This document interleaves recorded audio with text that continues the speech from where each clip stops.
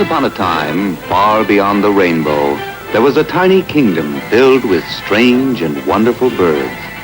Some wheeled gracefully over snow-capped mountains. Some flew so low over the ocean, their wings were always wet with spray. Others played tag in rolling valleys. But the strangest bird of all was one that had never been seen, the mythical firebird. Here in the land of the firebird lived three brothers. Michael, the eldest, the strongest of the three, but the laziest.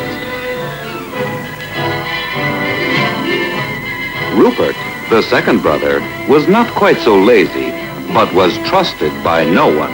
The youngest brother, Timothy, was neither lazy nor dishonest. In fact, he was the best liked of all three. Sometimes, though, Timothy was known to boast, a practice that occasionally led him into trouble. One night, a strange drama began to unfold. Shortly before midnight, Michael, Rupert, and Timothy set out in search of a thief. Someone or something was stealing their wheat. Lazy Michael simply wished the thief would go away and leave them alone. Untrusting Rupert felt certain that the thief was someone from a nearby village. But Timothy suspected the thief to be none other than the mysterious, elusive firebird. For several minutes, all three looked in vain. Then Michael and Rupert, who were always taking advantage of their youngest brother, suggested that Timothy remain on guard while they nap in the haystack.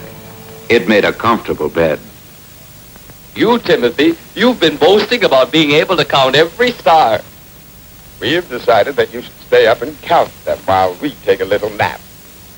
And don't forget to watch for the thief. Yes, and if you get your hands on him, don't you dare to let him go. Timothy made his way to a lonely tree in the midst of the meadow, there to face single-handedly whatever danger might arise. Well, I guess I did brag about it. Oh, well. 1, 2, 3, 4.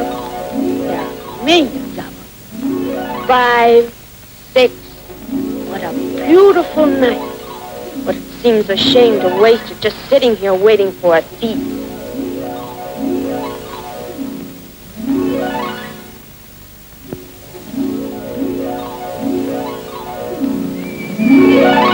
Oh, it looks like a shooting star. It isn't. It's a horse.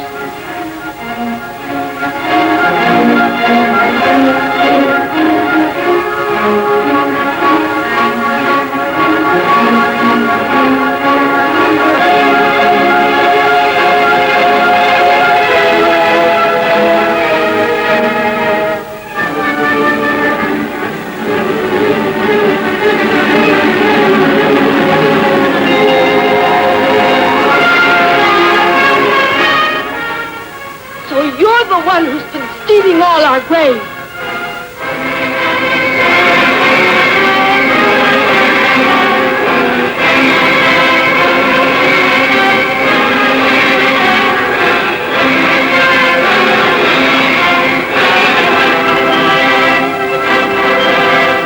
I'll never let you go.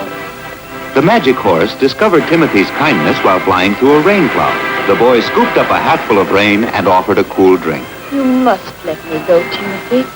I would perish quickly if I were forced to remain on Earth. Let me go, and I will reward you well. For I am queen of the magic herd. I will even give you 2 of my magic horses to sell in the marketplace. I'll call them.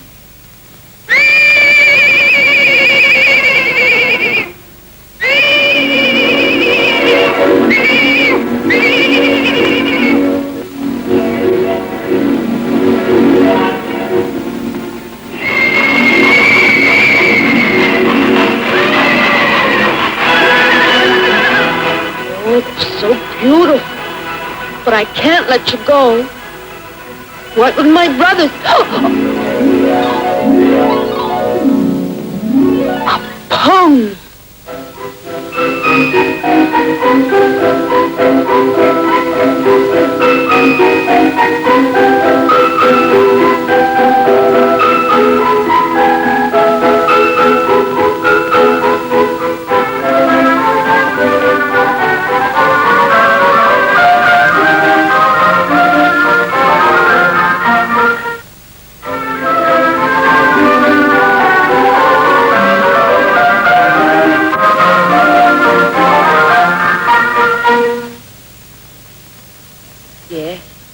is one of the most precious creatures in all the kingdom of the magic herd, for he brings good fortune to his master. But I will give him to you, too, if only you will let me go. Well, I do want this magic pony. You must promise to take good care of my lovely horses. Oh, they'll be the best-kept horses in all the land. I promise. Farewell. Goodbye and thank you. Hey, please stay out of our wheat field. Dawn came, and all over the meadow, flowers were waking from their dewy sleep.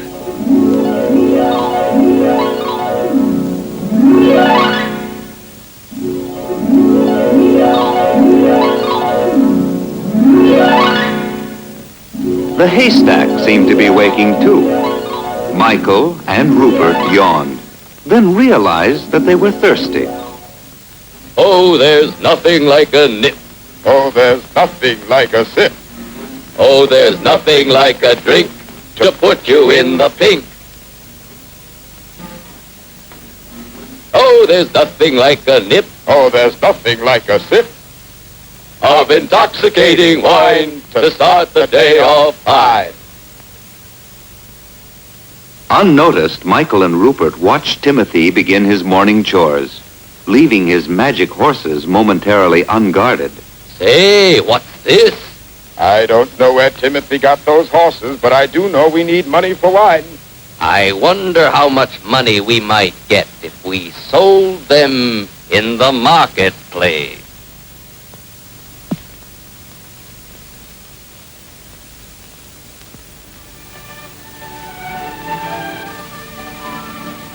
Later that morning, Timothy returned with water for his magic horses, little suspecting the treachery of his own brothers.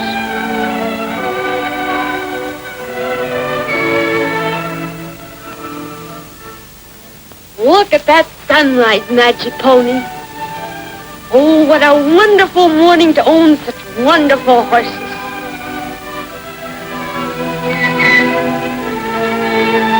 They're gone. Oh.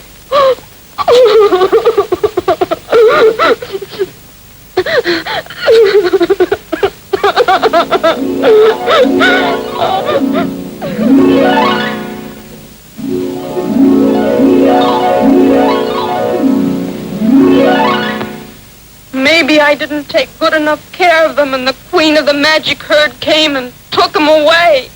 Oh, it's my own fault. I boasted and said they'd be the best-kept horses in all the land. It's not your fault, Timothy. The queen wouldn't take your horses back. And this is surely not her hat. It's my brother's. Oh, what can I do? Have you forgotten so soon that I am here to help you? We can catch up with your brothers at the marketplace. Just hop on my back and hurry.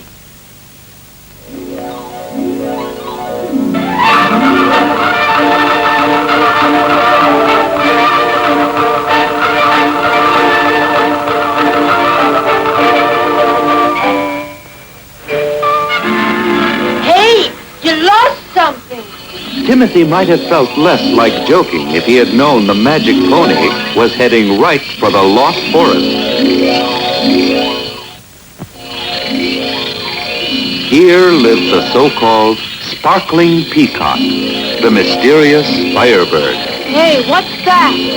Stop!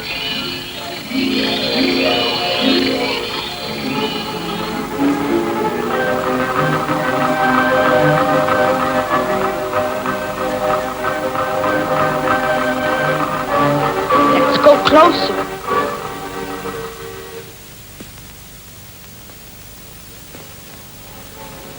Something dark. Looks like a feather.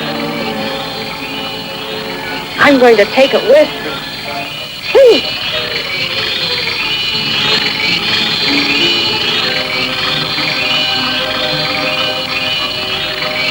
I've got it. Oh, the most beautiful feather I've ever seen. I wonder what sort of a bird it belongs to. Do you know magic, Pony? It's a feather of a sparkling peacock. It brings trouble to everybody who touches it. I'll touch you with it. I wish you would pay more attention to me, Timothy.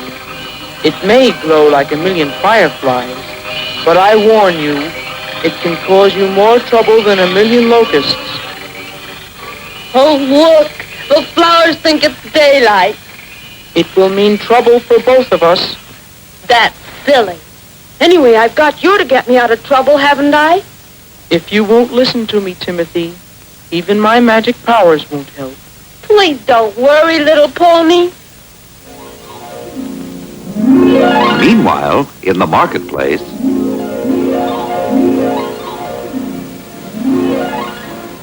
Saddles? Stop and see my hand-stitched saddles. Hey! Cloth for sale. Buy my finest hand-loom woolens. Won't anybody stop and feel my silky sables? They won't stop. They all seem to be going someplace. Say, boy, where is everybody rushing? To see the horses, the wonderful horses. Horses? Go look at horses. You think they smell better than my cheeses? today the king himself had come to the market. Even the foolish king has heard about the horses. And his evil soothsayer, too.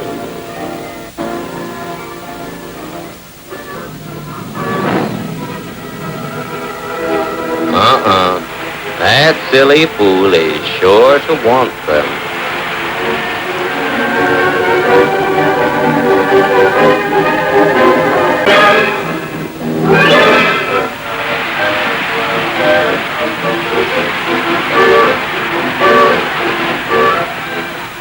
Oh, what pretty animals.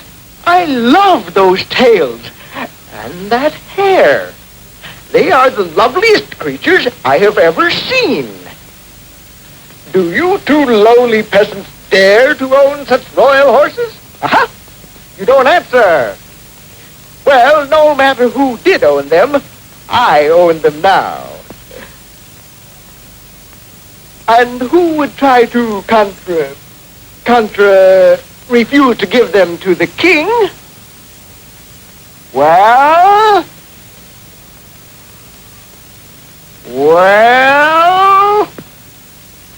Me.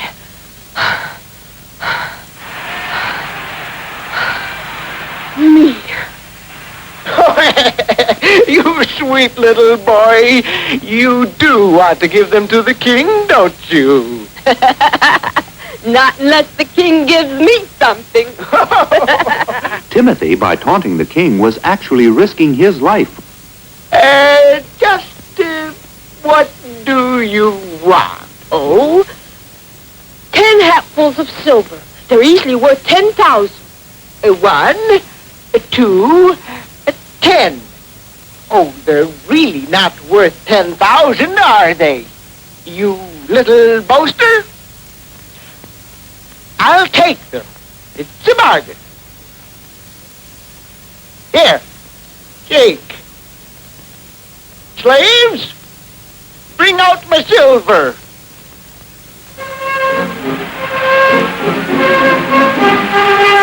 I've got lots of it, you know.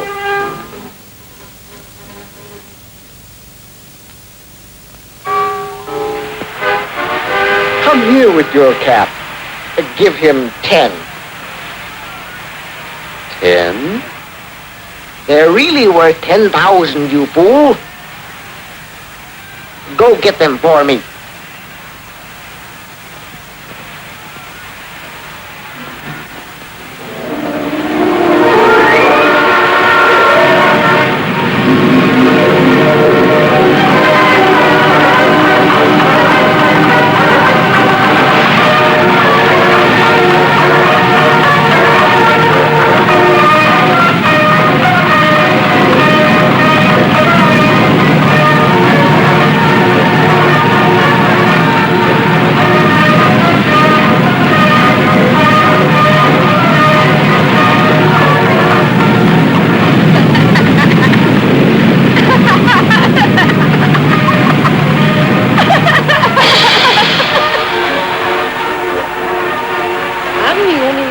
whole kingdom, they'll obey.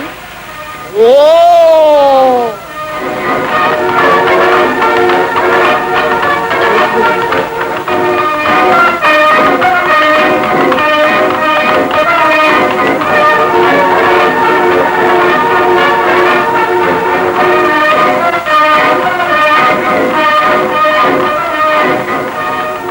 You really mean you're the only one in the whole kingdom? Is that so? Well, then you have to become my stable master at once. You will have an a pretty uniform, and maybe a little spending money. You will love it. Well, I think I'd like to take a look at the uniform first. Slave, the uniform.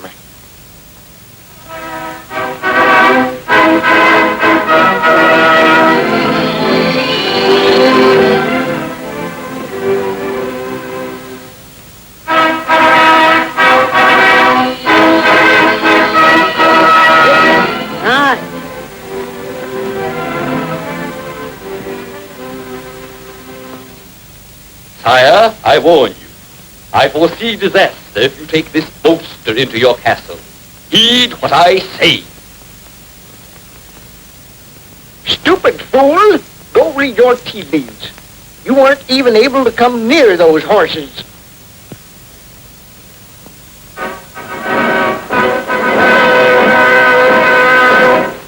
Oh, come now. You will say yes, won't you? Maybe I can scrape up a little more spending money.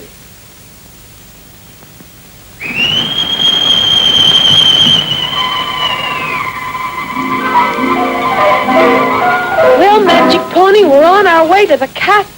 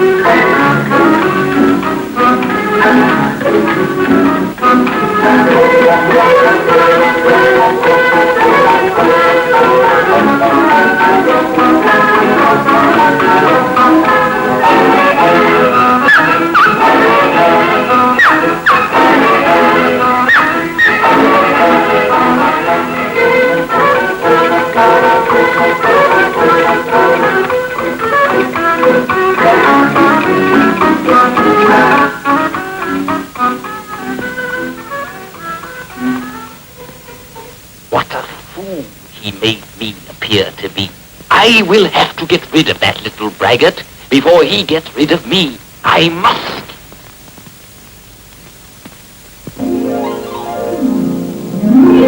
Thus, Timothy became the royal stablemaster and might have lived happily ever after had it not been for the king's evil counselor. There he sits, playing with the pigeons all day long, while I am forced to do all the dirty jobs around the castle. Yet those horses are so well kept. How can he do it? He must be getting help from some evil spirit. I've waited long enough now for his boasting to get him into trouble with the king. Now I'll have to do something about it myself. I know. I'll sneak into the stable tonight while nobody is looking, and I'll watch every move he makes. Maybe I can trap the little boaster.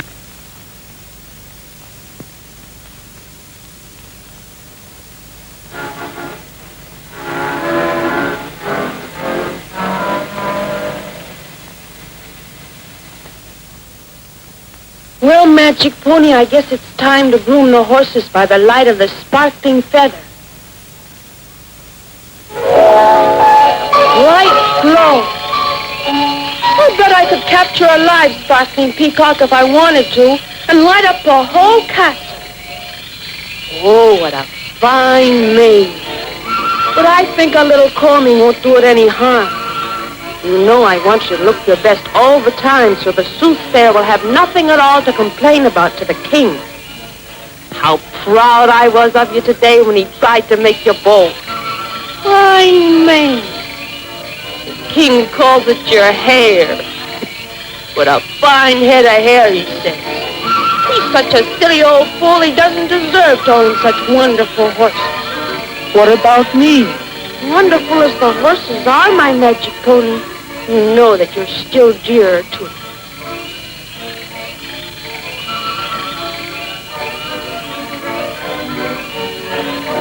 I gotta say.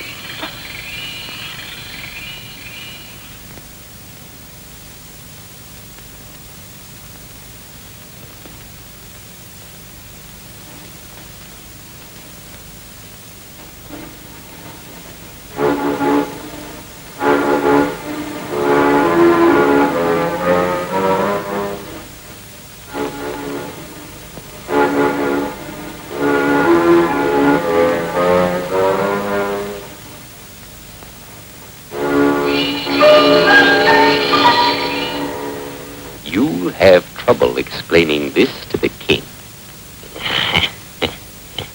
Losing no time, the soothsayer, jealous of his young rival, stole at once to the royal palace, where the king was still asleep.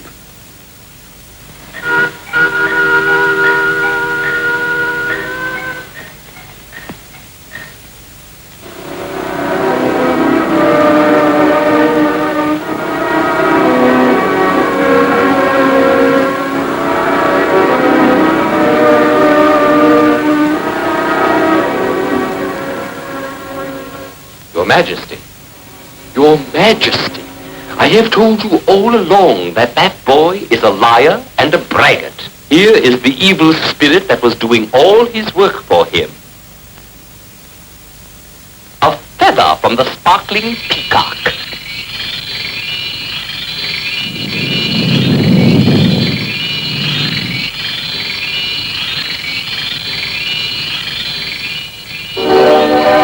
Here, give it to me.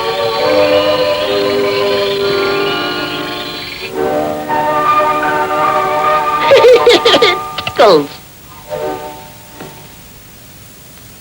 Not only that, Your Majesty, but I overheard him calling you a silly old fool and boasting that he could actually capture one of the peacocks and bring it here. That little braggart. I'll show him. Slave, bring my stable master here at once.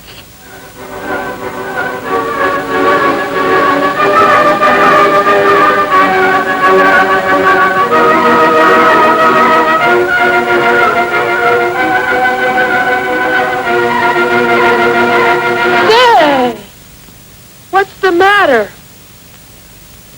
Come over here. I've heard some shocking things about you. Simply shocking. You've been hiding something from your king and allowing it to do all your work for you. This feather. Where is it? Of the sparkling peacock.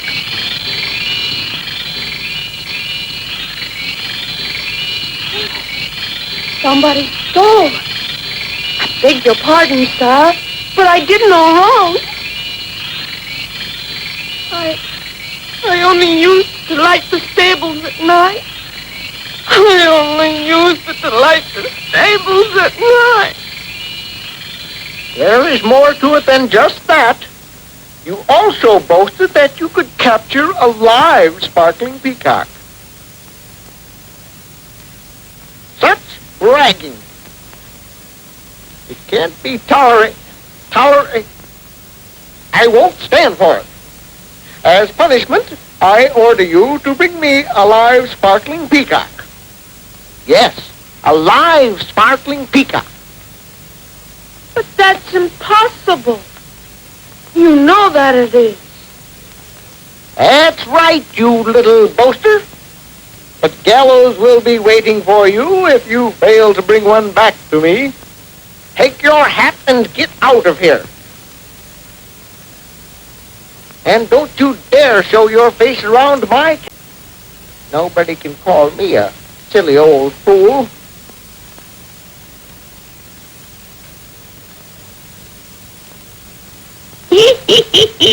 Nobody can call him a silly old fool.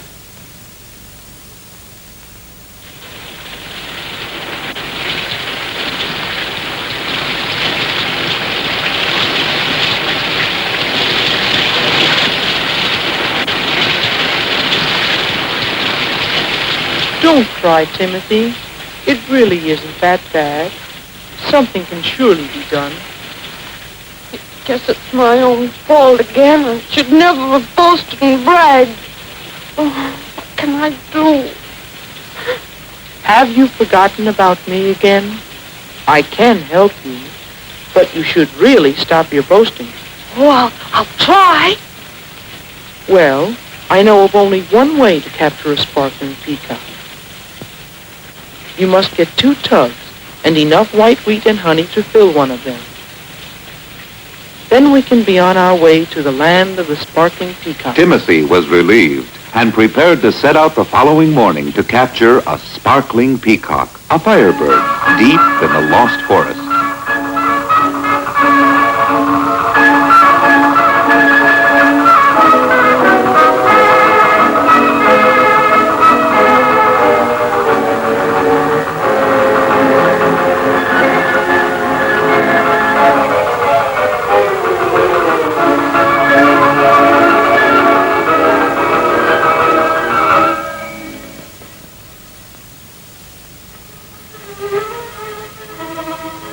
Following the instructions of his magic pony, Timothy began to set a trap for firebirds. Into a wooden tub, he poured a delicious nectar of grain and honey.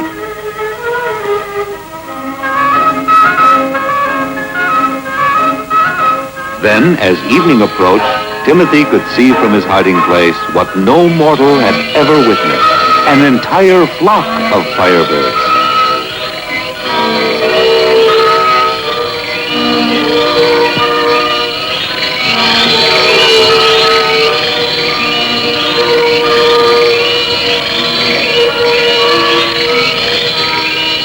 They were taking Timothy's bait.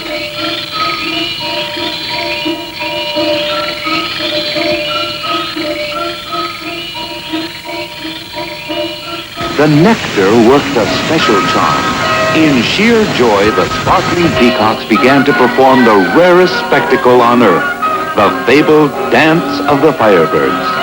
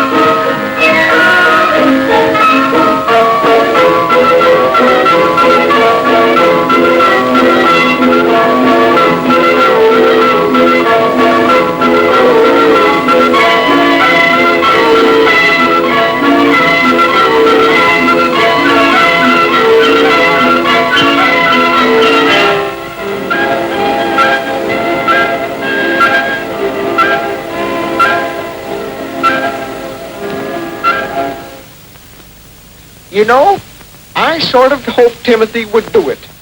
And I did so on the peacock. Have you forgotten so soon? He called you, the king, a silly old fool. Tell the gods to take one last look for him, and then I can start building the gallows. See him? The king requests a report on the whereabouts of Timothy.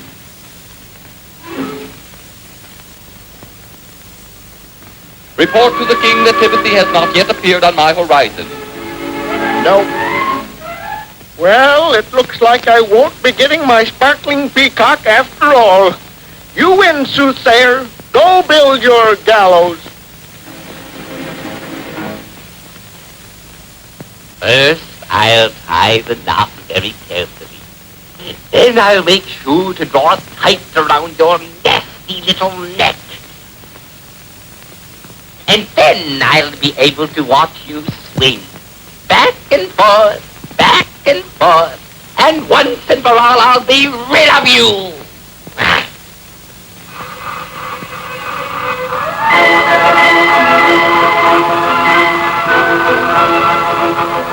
Sinister slave of the evil spirits. And where is your sparkling peacock?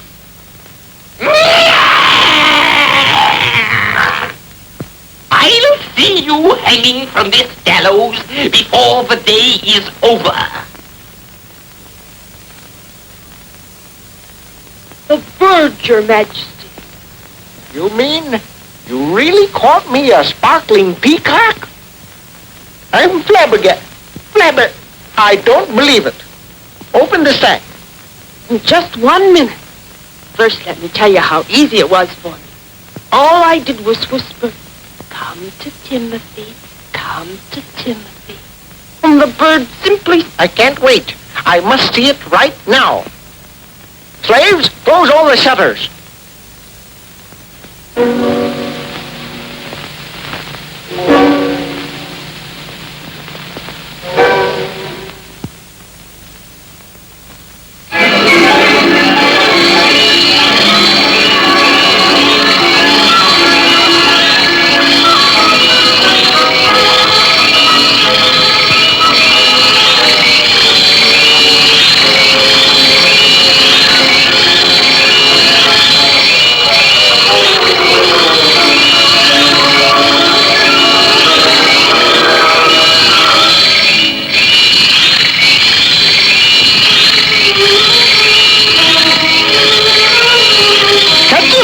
He's running away with my bird.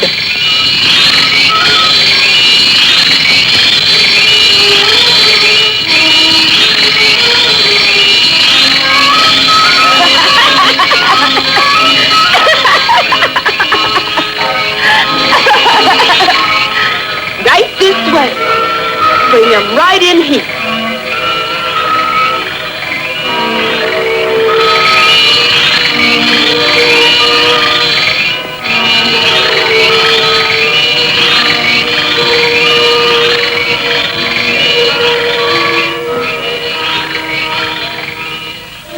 I haven't laughed as much as this since my court jester escaped. How can I ever reward you for this? Wait. I know. I'll make you my prime minister. Slaves, the uniform.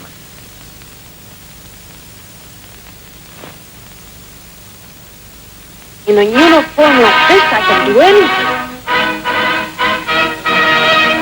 If ever there's anything special you want done, Your Majesty, just ask your new Prime Minister. Prime Minister. And me in a cage. The indignity of it. And they all laughed. I must do something. That boy must be dealt with somehow. I'll wait for my change.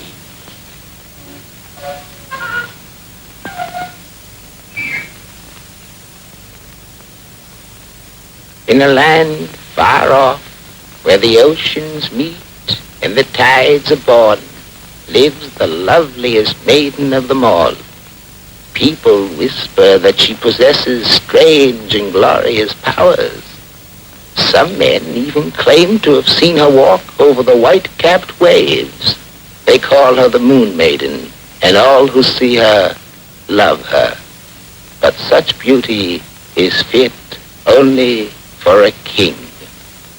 The old words fell like hammers on the ears of the evil soothsayer. A new scheme was being mapped, a scheme to do away with Timothy. At last I have a way. The king will certainly believe me because the boy is such a boaster. Ah, Mr. Prime Minister. At that moment, a strange scene was underway in the royal bathhouse. A pair of brushes scrubbed vigorously heading into the royal suds. Beneath the royal suds was none other than His Royal Majesty himself, the king. As for the royal brushes, they were wielded by the royal bathmasters. Such was the scheme of things in royal households long ago.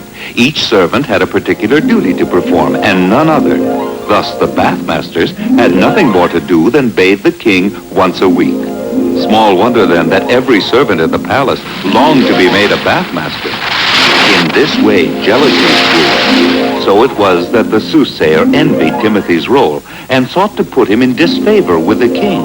But at this particular moment, the soothsayer was treading on slippery ground and was himself incurring the king's displeasure.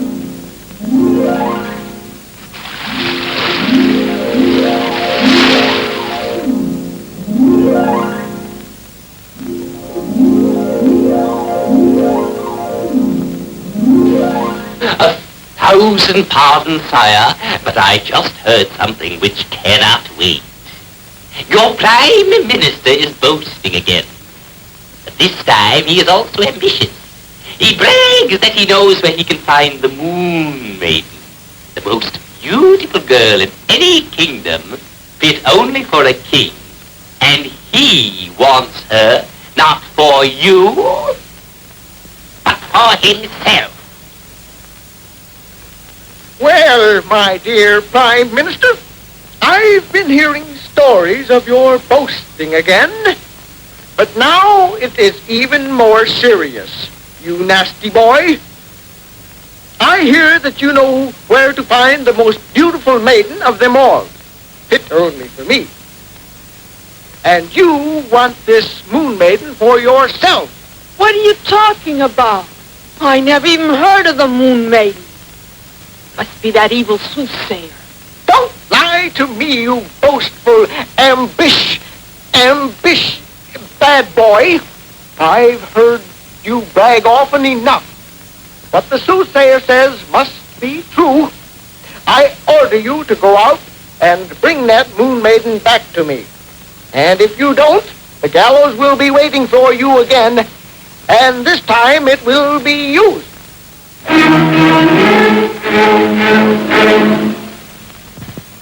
Once again, the magic pony came to Timothy's rescue, for the pony knew where to find the mysterious Moon Maiden.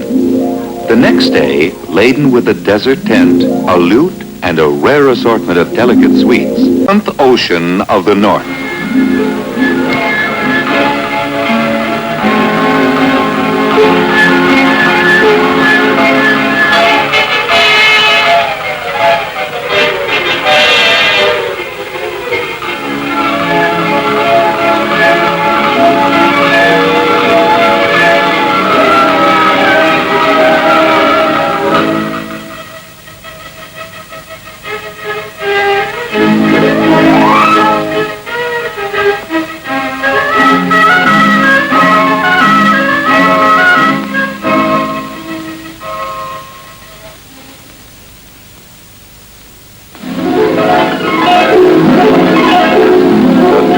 Was set.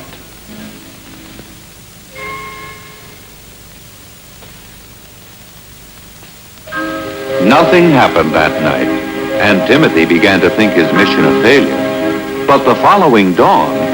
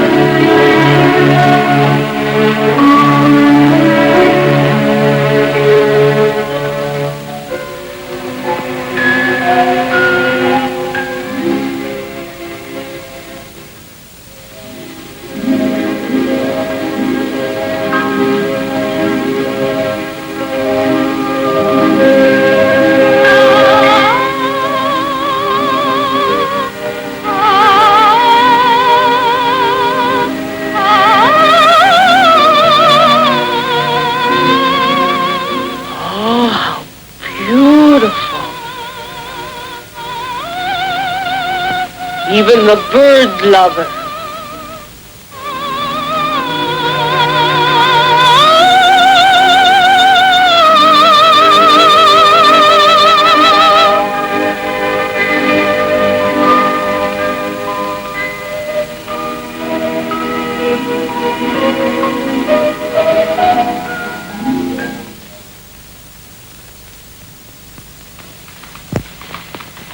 Come on, Timothy. Let's go.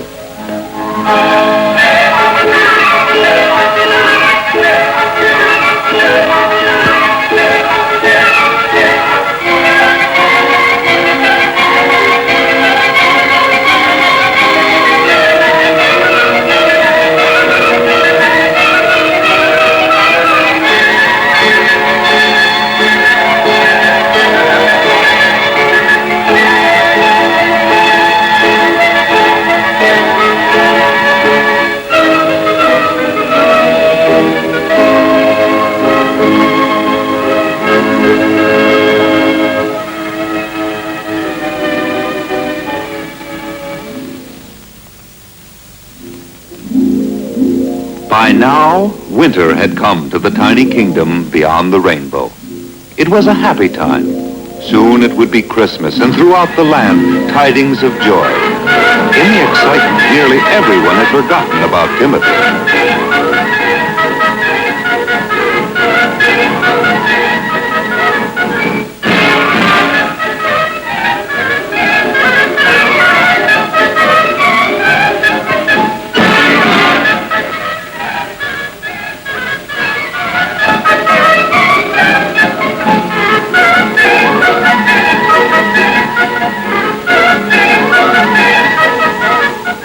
But there were those who had not forgotten. Timothy's magic horses had not. Neither had the king, nor his evil soothsayer. Majesty, why not let me build the gallows now? Here it is winter already, and he has still not returned. He must have failed miserably and is hiding in order to escape the penalty. It is time to send your guards to drag him back.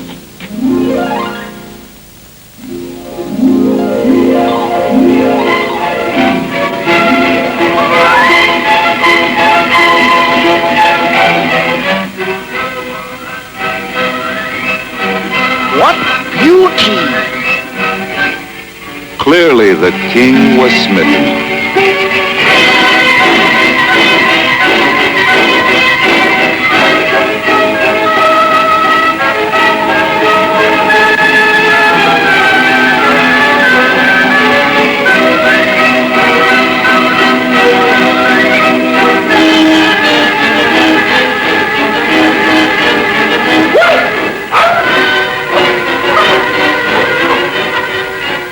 He has managed to do it again.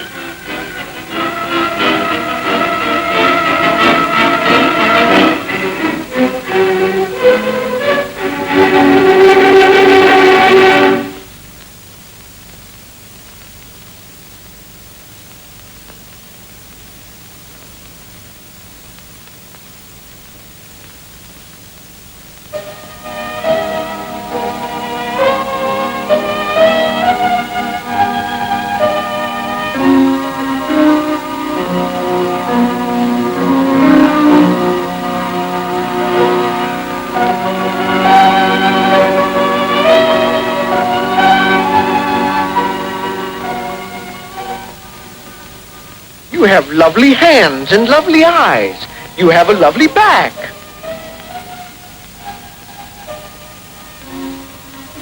Please, you must be my queen. Now that I have seen you, I must have you for myself. Since I first saw you in the sleigh, my love for you has flowered.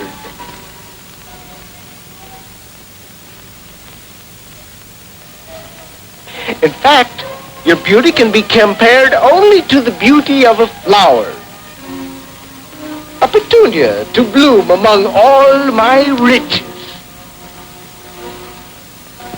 Riches aren't everything. You're much too old.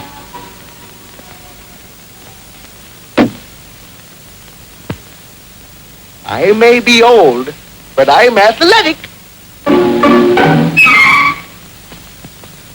Athletics are not everything either.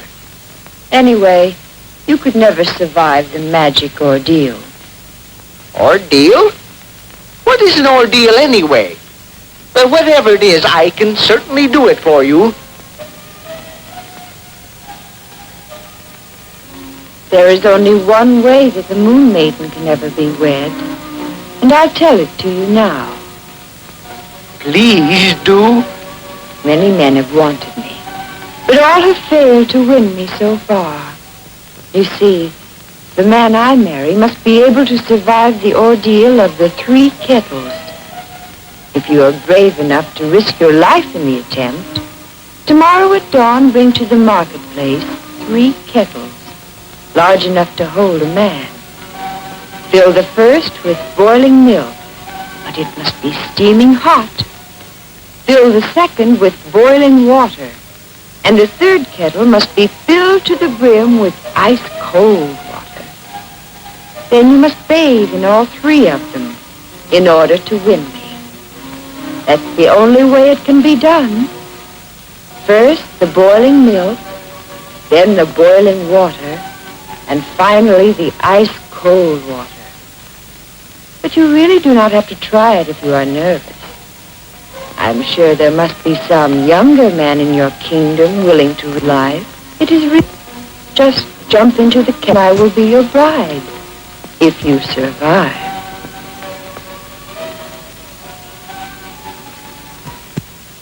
Don't worry, sire. Timothy has been boasting that he can do anything you ask him to do.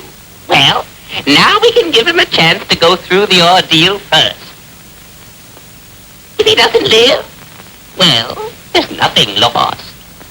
The king was pleased with the idea.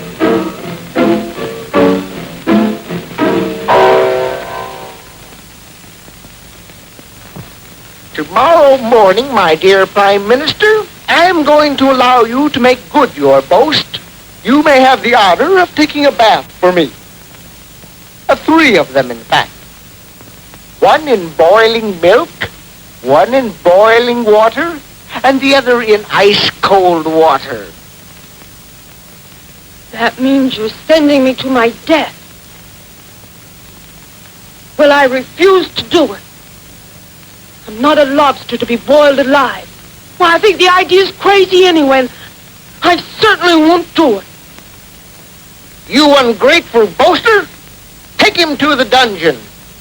Here I give you a chance to be of service to your king, a chance to make up for all the boasting you have done, and you refuse. Well, you're going to do it, whether you want to or not. You foolish king. A cruel old man like you doesn't deserve to rule this land.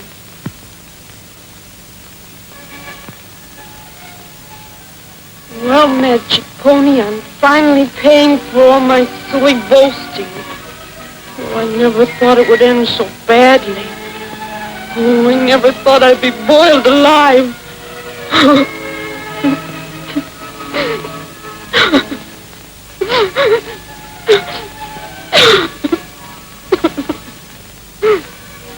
I see you finally realize the folly of your foolish words, but I can still help you if once and for all you stop boasting.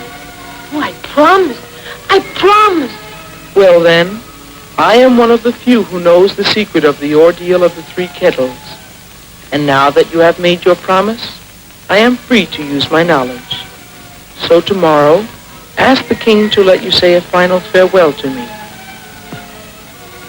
He won't refuse. And please, don't worry, Timothy.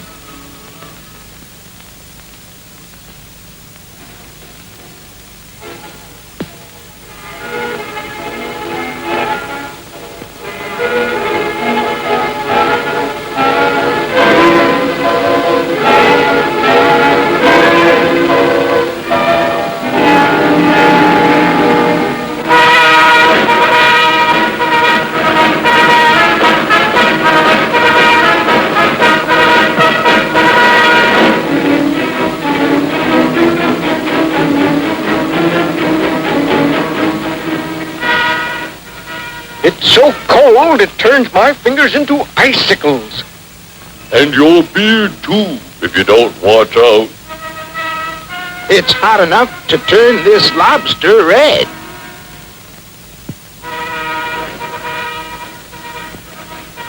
All ready, my little Prime Minister?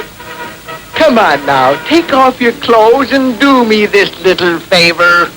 Hurry, hurry, hurry, hurry.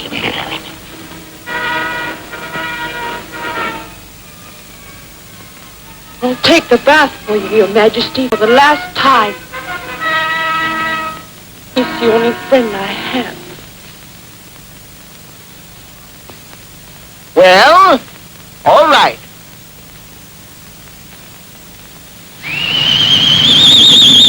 That won't fetch him today, huh?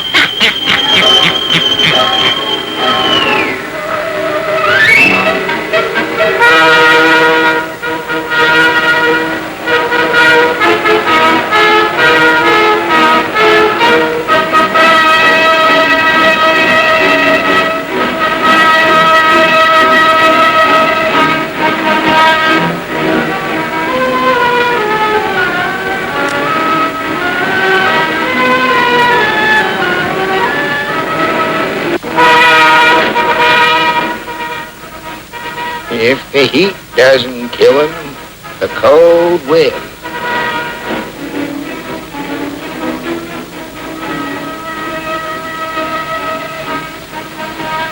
Hurry now! Even the pony has probably left you.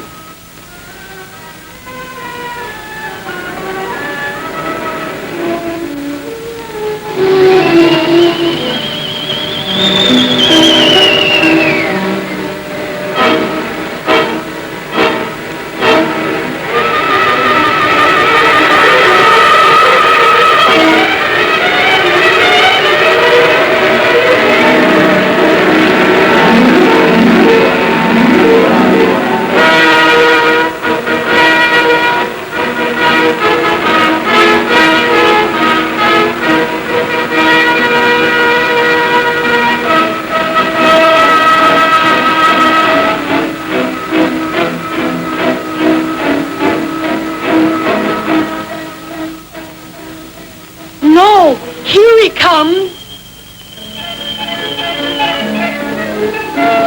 Summoning all his magical powers, the faithful pony charged the first two kettles with a potent charm. At the third kettle, he instilled a stroke of life itself.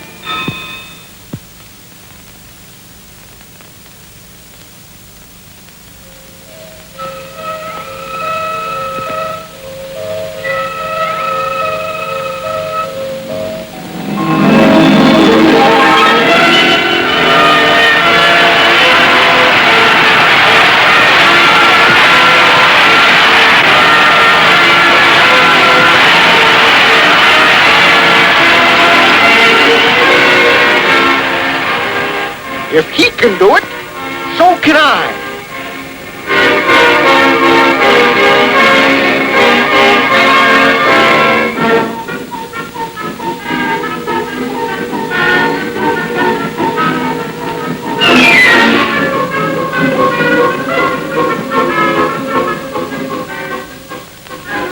King Timothy, you have won the hand of the Moon Maiden.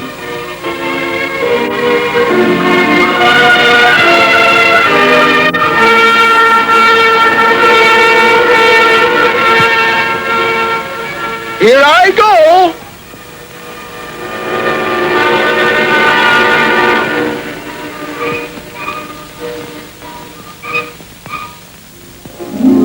As the new king's bride walked across the snow-covered fields, the Moon Maiden threw her enchanted ring before her. It turned winter into spring, ugliness into beauty.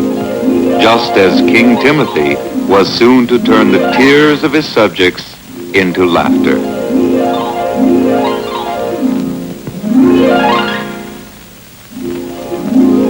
For Timothy was to become the best, the kindest king ever in that faraway land beyond the rainbow, the land of the mythical firebird.